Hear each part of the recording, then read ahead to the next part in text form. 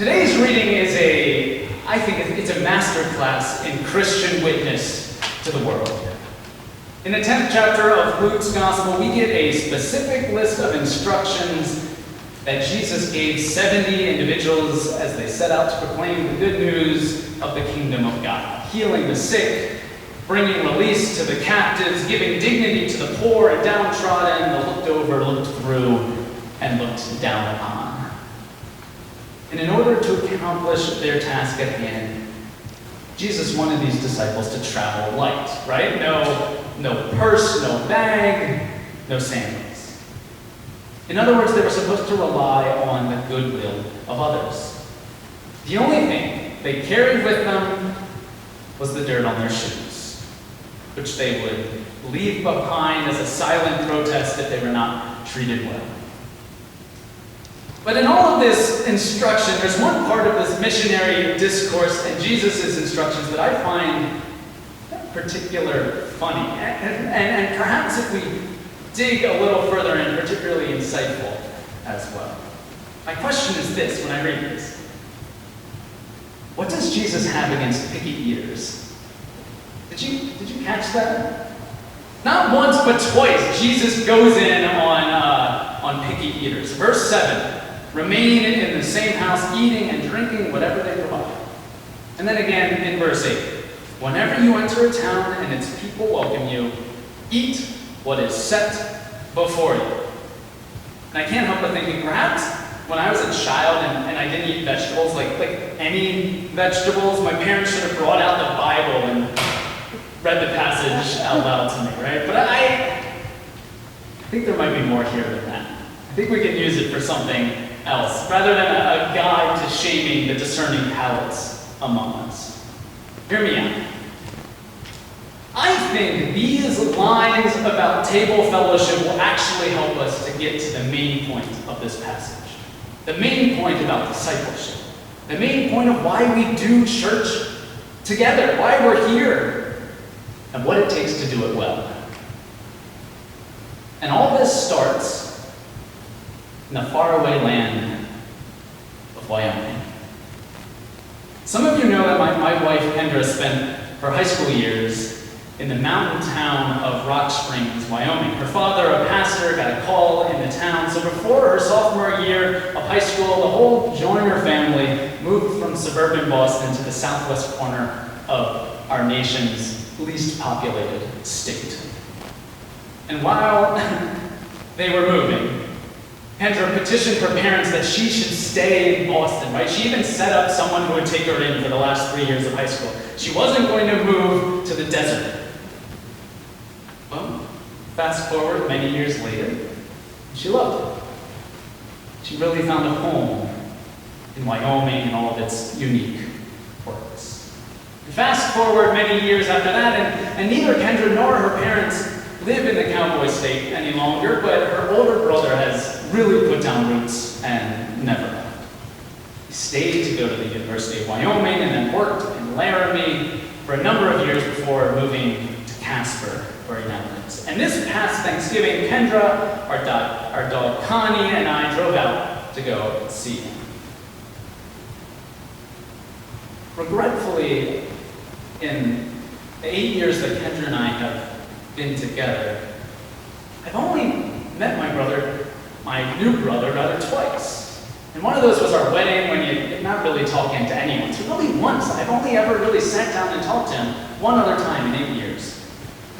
I don't know, it's a culmination of busy schedules, a faraway place, a state that can just shut down its highways in the winter, trapping you in some distant mountain town because the winds are too strong and will blow your car off the road. All of these things have added to this rather embarrassing and regretful oversight. And this made last Thanksgiving all the more special. I was really looking forward to getting to finally know my new brother. And after 6.5-hour drive from here to Casper, Wyoming, we, both of us, all three of us, were ready to lean into Kyle's hospitality.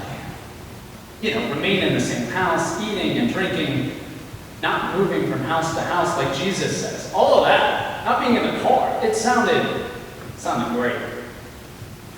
As long as we didn't have to get back in that car, I could put up with whatever. There we all were, that first night, catching up on each other's lives, creating ties that will hopefully last an entire lifetime. And then it was time for dinner. You can probably guess where this is going. Kyle, my brother-in-law, had a treat for me. You see, Kendra's a vegetarian, so she was off the hook. But the two of us, brother to brother, he was going to cook up a real Wyoming meal. Elk liver.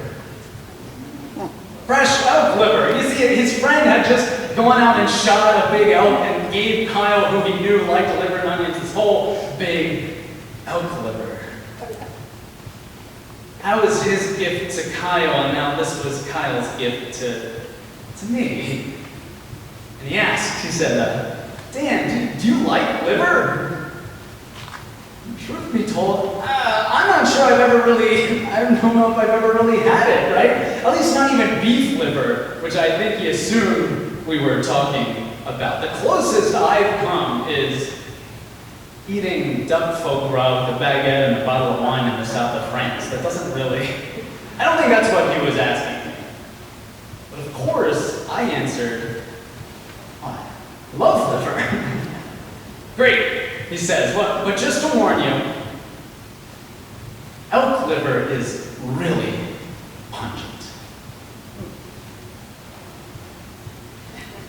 All right, there's really no going back now, is there? Really pungent? Compared to what? Like just the regular pungency of beef liver I've never actually had? Well, he starts frying it up. On the stove, the entire house smells like liver. I don't even know what color liver is really supposed to be, but this was dark, like dark, reddish purple. And he gave me a slice of it on my plate. I cut it up into really tiny bites. And I ate it. Bite, I bite, until I counted the number I had left on my plate and decided that it was enough, an appropriate amount, to say that I was full. When I tell this story, people ask me, they say, how pungent is elk liver? Let's just say that Kendra and I went on a hike 2 days later in the beautiful late fall, Wyoming fall, up a snow-capped mountain, and I had to hike behind Kendra because it turns out that as I sweat, she could smell the liver pour out of my pores. That's how pungent. All right, so what's the point?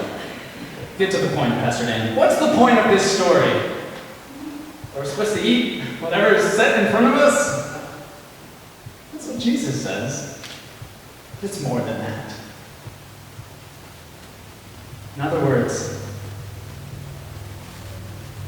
accept the hospitality of that place. And more importantly, accept the person who sits at the table across from you. What they serve might not be similar to what comes off your stovetop. What they say might not be familiar to the way you think or speak. When Jesus says, eat what is set before you, this is a message that it is about more than polite dinner etiquette or not offending the host. It's about more than that. Jesus is giving us a rubric for creating bonds that will last. This is what Jesus wants his disciples to do. How else? How else will those disciples make a difference? Real community, real Christian community, real brotherly and sisterly community does not happen in the blink of an eye, as if some magic words could be said. Bonds of peace, bonds of trust, bonds of love, bonds of faith are forged over time, are forged over meals, are forged over accepting people for who they are, what they give, sometimes what they cook for you. people who need relationship with one another. We're not put on this earth to walk alone. God knows that about us. God, from the very beginning. That's why something exists instead of nothing at all. That's why God sought a relationship with Abraham and Sarah when they thought that they would be alone without an heir and a people to call their own. God's relationship with the Israelites brought them through slavery into the promised land when they thought they were trapped in Pharaoh's exploitation. And then God gave us the ultimate relationship with the divine. When God came to earth in the incarnation of Jesus, our Christ. In a week where we celebrated the independence of our nation and all the amazing things that come along with that. Today, Jesus reminds us of our dependence on Him and on each other. To sit at tables with one another, to share what the other gives, no matter its pungency. Because these bonds are not for a moment, but for a lifetime, our lifetime. A lifetime of Christian living, of living the love of Christ, of serving the neighbor, of teaching our children, caring for our sick, comforting our grieving, supporting each other's faith, building a stronger church here and everywhere.